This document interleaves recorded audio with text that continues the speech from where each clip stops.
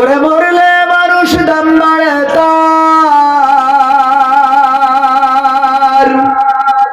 ওরে মরলে মানুষ দাম বাড়ে তার, বাঁচতে অবহেলা। দুনিয়ার এই রং বাজারে এটা কেমন খেলা দয়াল, দুনিয়ার এই রং বাজারে এটা কেমন খেলা, দুনিয়ার এই রং বাজারে এটা কেমন খেলা দয়াল, দুনিয়ার এই রং বাজারে এটা কেমন খেলা।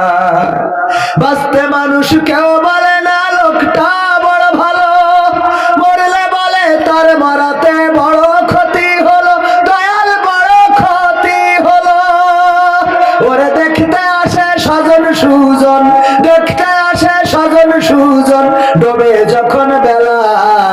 দুনিয়ার রং বাজারে এটা কেমন খেলা দয়াল, দুনিয়ার রং বাজারে এটা কেমন খেলা, দুনিয়ার রং বাজারে এটা কেমন খেলা দয়াল, দুনিয়ার রং বাজারে এটা কেমন খেলা। ছেঁড়া কাপড় তাও জটে না পরি কষ্ট করে, ঈদের নামাজ হয় না পড়া, নতুন জামা পরে দয়াল নতুন জামা পরে। ওরে নতুন কাপড় জুটবে জানি, ওরে নতুন কাপড় জুটবে জানি, ফুরাইলে বেলা। দুনিয়ার রং বাজারে এটা কেমন খেলা দয়াল, দুনিয়ার রং বাজারে এটা কেমন খেলা, দুনিয়ার রং বাজারে এটা কেমন খেলা দয়াল, দুনিয়ার রং বাজারে এটা কেমন খেলা। ভাঙা ঘরে দিন কেটে যাই বছর ঘুরে যুগ, এই জীবনে পাইলাম না তো একটু ভাবের সুখ, দয়াল একটু ভাবের সুখ। ওরে মরলে আসে ঘর বানাতে, মরলে আসে ঘর বানাতে, করে না অবহেলা। দুনিয়ার রং বাজারে এটা কেমন খেলা দয়াল, দুনিয়ার রং বাজারে এটা কেমন খেলা, দুনিয়ার রং বাজারে এটা কেমন খেলা দয়াল, দুনিয়ার রং বাজারে এটা কেমন খেলা। ওরে মরলে মানুষ দাম বাড়ে তার, মরলে মানুষ দাম বাড়ে তার, বাঁচতে অবহেলা। দুনিয়ার রং বাজারে এটা কেমন খেলা দয়াল, দুনিয়ার রং বাজারে এটা কেমন খেলা, দুনিয়ার রং বাজারে এটা কেমন খেলা দয়াল, দুনিয়ার রং বাজারে এটা কেমন খেলা। মরলে দাম বাড়ে না কমে? মারা যাওয়ার পরে ওই বাড়ি খিচুড়ি রান্না হয়, অথচ বেঁচে থাকতে তার বাড়ি চাউল ছিল না হাড়িতে, কেউ দেখেনি কোনোদিন, তার কলসে চাউল নাই কেউ দেখেনি, যখন জামা নাই কেউ দেখেনি, যখন ঘর নাই কেউ দেখেনি, একটা বাঁশ চেয়েছিল ঘরের খুঁটি লাগাবে তাই দেওয়ার মতো মানুষ পাওয়া যায় নাই, কিন্তু মারা যাওয়ার পরে তার কবরের বাঁশের অভাব হয়েছে এরকম একজনও কি আছে?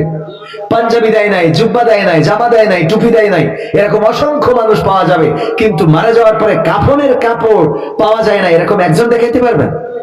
তার মানে মারা যাওয়ার পরে তার একটু কদরটা বাড়ে, ঠিক না বেঠিক? অথচ বেঁচে থাকতে যদি একটু কদর করতেন। আমরা আসলে ভুলে যাই। এখানে যারা বেঁচে আছেন, আজকের এই মাহফিলে যারা বসেছেন, আল্লাহ রাব্বুল আলামিন পরকালে বলবেন, আল্লাহ রাসূল সাল্লাল্লাহু আলাইহি সাল্লাম বললেন, জিবরিল আলাইহিস সালাম বললেন, বিশ্বনবী সেও ধ্বংস হোক, তার উপরেও লানত, সেও ক্ষতিগ্রস্ত হয়ে যাক। যে রমজানের রোজা পাইলো কিন্তু জীবনের গোনা খাতা মাফ করে নিতে পারলো না। রমজান মাস ইমিডিয়েট চলে গেল আমাদের মধ্যে থেকে, ঠিক কিনা? তো রমজান মাসে আমরা গোনা খাতা কি মাপ চেয়ে নিতে পেরেছি? আমরা কি সিয়াম কিয়াম ঠিক মতো করেছি? কিসের সিয়াম কিয়াম? আমি লাস্টের 10 দিন খতম তারাবি পড়তে হয়েছে, যেখানে ইতিকাফ হয়েছিলাম ওখানে।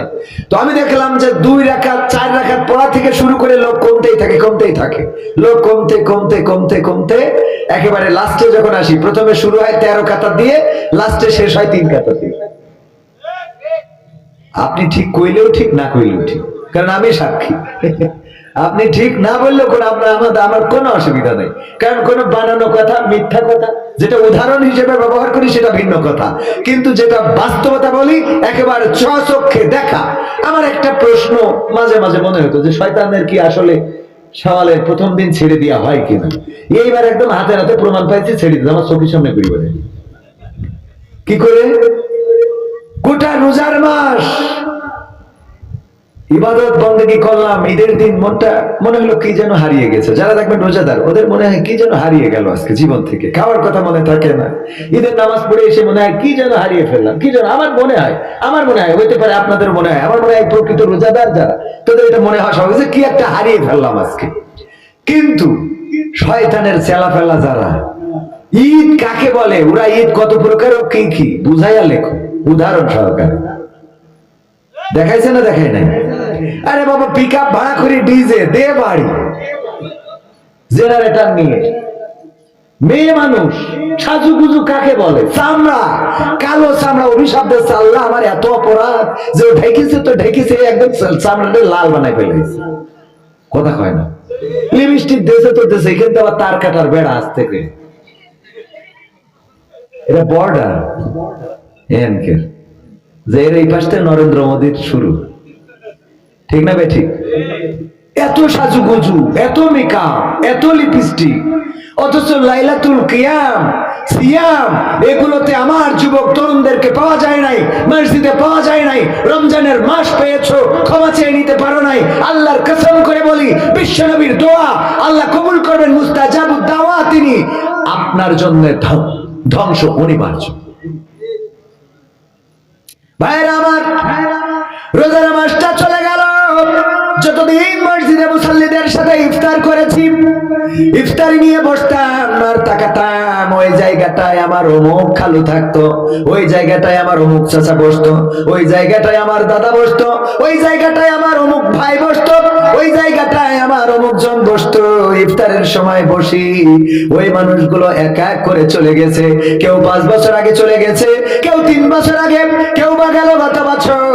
আবার এই বছর আমরা যারা একসাথে ইফতারি করলাম, আগামী বছর যখন ইফতারি করতে বসবো, হয়তো অনেকেই আমাকে খুঁজে ফিরবে, আবার আমি হয়তো বা অনেককেই খুঁজে পাবো। ইফতারি নিয়ে বসার সময় এরকম মনে হয়েছে কোনোদিন আপনাদের? মসজিদে ইফতারি হয় কিনা এখানে? আমাদের মসজিদে ইফতারি হয়, 30টা ইফতারি। মসজিদে বসে আমি কল্পনা করতাম যে এই জায়গায় রসের ক্ষীর দিয়ে ইফতারি হতো এক সময়, গুড়ের ক্ষীর দিয়ে, এখন তো খিচুড়ি খায়। ওই সময় কোন কোন মানুষগুলো বসতো, আমাদের রবিউল খালু, আমাদের খলিল খালু, আমাদের মাজিদ চাচা, রেজাউল চাচা, আমার ওয়েদ ভাই, জামাল, এমনি ভাবে গ্রামের ওই মানুষগুলোকে খুঁজি মাঝে মাঝে, আর মনে করি এইভাবেই ইফতারির সিলসিলা চলবে কিয়ামত পর্যন্ত। কিন্তু এই কাতারে গত বছর যাদেরকে পাওয়া গেছিল, এই বছর পাওয়া যায় নাই, আগামী বছর এই যে পাওয়া যায় নাই, সেই কাতারের মধ্যে আমিও একজন থাকতে পারি।